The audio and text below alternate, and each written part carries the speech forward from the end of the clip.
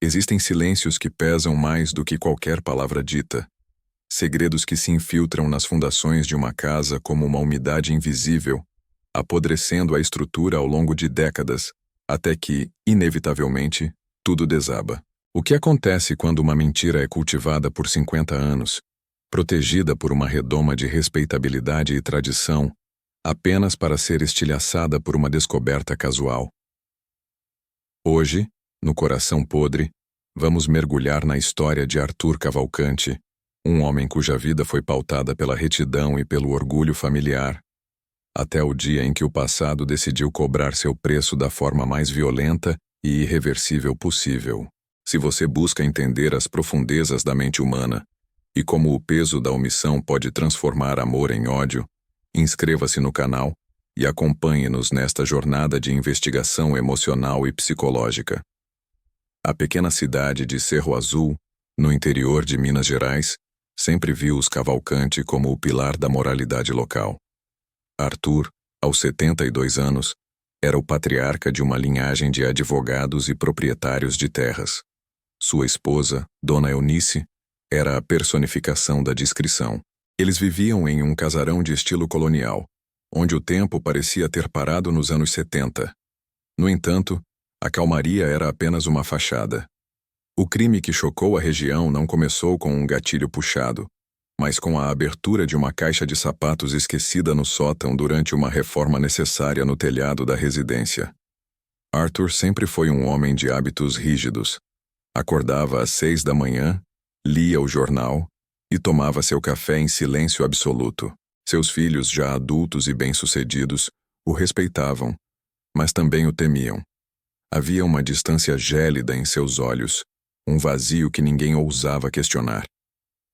A investigação policial, conduzida meses depois pela delegada Helena Soares, revelaria que a rigidez de Arthur não era apenas temperamento, mas uma armadura. Ele carregava consigo uma narrativa que ele mesmo construiu sobre sua origem. O filho de imigrantes europeus que lutaram contra a pobreza para erguer um império. Era essa a história que ele contava aos netos.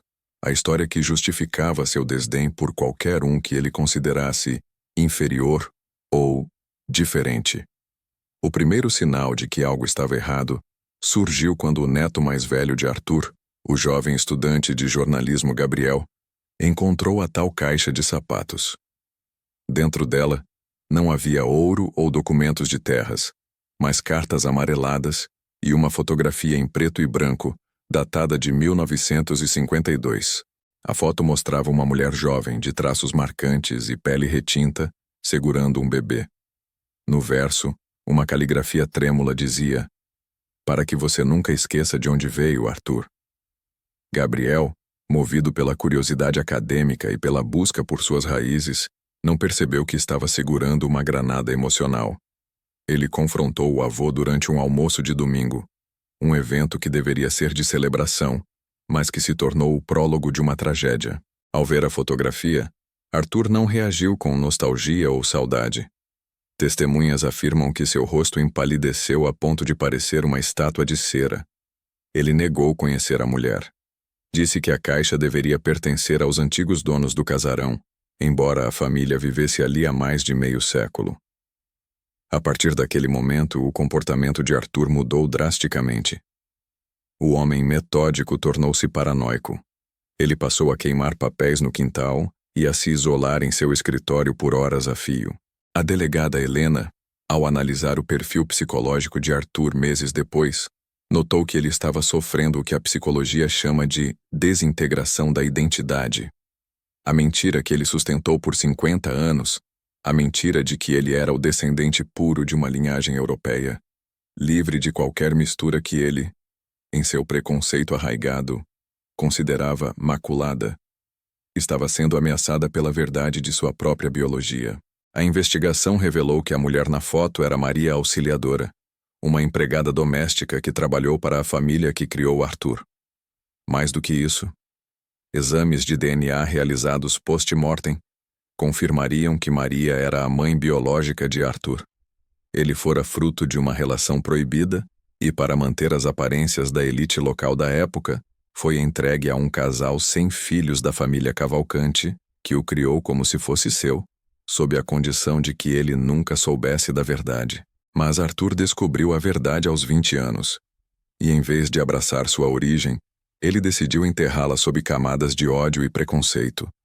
Ele se tornou o maior defensor de ideias segregacionistas na região, uma forma de compensação psicológica para se afastar da imagem que via no espelho e que tanto desprezava. O conflito escalou quando Gabriel, sem entender a gravidade do que estava fazendo, continuou a investigar a vida de Maria Auxiliadora. Ele descobriu que ela havia morrido na miséria, tentando por anos ter contato com o filho que lhe fora tirado. Gabriel pretendia escrever um artigo sobre a hipocrisia das elites rurais, usando sua própria família como estudo de caso. Ele acreditava que a verdade libertaria o avô de sua amargura. Ele não poderia estar mais errado. Para Arthur, a verdade não era libertação, era a destruição de tudo o que ele havia construído. Se a cidade soubesse que o grande patriarca Arthur Cavalcante era, na verdade, filho de uma mulher negra e pobre, seu status, seu orgulho e sua autoridade desmoronariam. Na noite de 14 de novembro, o silêncio do casarão foi rompido por uma discussão acalorada. Vizinhos relataram ter ouvido gritos vindos do escritório. Gabriel confrontou o avô com documentos do cartório que comprovavam a adoção ilegal e o nome de Maria Auxiliadora como genitora. O jovem, imbuído de um idealismo perigoso, chamou o avô de covarde e mentiroso. Foi o ponto de ruptura. Arthur, possuído por um ódio que não era direcionado apenas ao neto, mas a si mesmo e à sua própria origem, pegou uma arma que mantinha na gaveta da escrivaninha, uma relíquia de família que ele tanto prezava. O crime foi cometido com uma frieza que assustou até os peritos mais experientes. Arthur não disparou uma vez, mas 3. Depois sentou-se em sua poltrona de couro, colocou a fotografia de Maria Auxiliadora sobre a mesa e esperou a polícia chegar. Quando a delegada Helena entrou na sala, encontrou um homem que parecia ter envelhecido 100 anos em uma única noite. Ele não ofereceu resistência. Suas únicas palavras foram: "Eu não podia deixar que ele destruísse o meu nome. A tragédia aqui não é apenas a perda de uma vida jovem e promissora como a de Gabriel, mas a constatação de como o preconceito pode ser autodestrutivo." Arthur assassinou o próprio neto para proteger uma mentira que o escravizava. Durante o julgamento, a defesa tentou alegar demência senil, mas os exames psiquiátricos foram contundentes. Arthur era plenamente consciente de seus atos. Ele sofria de um narcisismo patológico alimentado por décadas de segredos. O caso de Cerro Azul tornou-se um marco para a compreensão dos crimes de ódio intrafamiliares. Como alguém pode odiar tanto uma parte de si mesmo a ponto de eliminar quem tenta iluminar essa sombra? A análise psicológica sugere que Arthur via em Gabriel o reflexo de sua própria fraqueza. Ao matar o neto, ele tentou, de forma simbólica e trágica, matar a verdade sobre sua própria pele e seu próprio sangue. Dona Eunice, a esposa que sempre soube de tudo e escolheu o silêncio, definhou em poucos meses. Ela foi a guardiã silenciosa da mentira, acreditando que a omissão era uma forma de amor. No fim, o silêncio dela foi o combustível para a pólvora de Arthur. A história dos Cavalcantes serve como um lembrete sombrio de que segredos de família não morrem com o tempo. Eles hibernam, ganhando força nas sombras, até que encontram uma rachadura por onde emergir. E quando emergem, raramente o fazem com delicadeza. O casarão dos Cavalcante permanece fechado até hoje. Os moradores dizem que as luzes às vezes se acendem sozinhas, mas a verdade é que o lugar se tornou um monumento à hipocrisia. A investigação de Helena Soares fechou o inquérito, mas as perguntas sobre a natureza do mal e do ódio permanecem no ar. Arthur morreu na prisão 2 anos depois, sem nunca expressar remorso. Em seus últimos dias ele ainda se referia a si mesmo como um homem de honra, um defensor das tradições. Ele morreu abraçado à mentira que custou a vida de seu neto e a sanidade de sua família.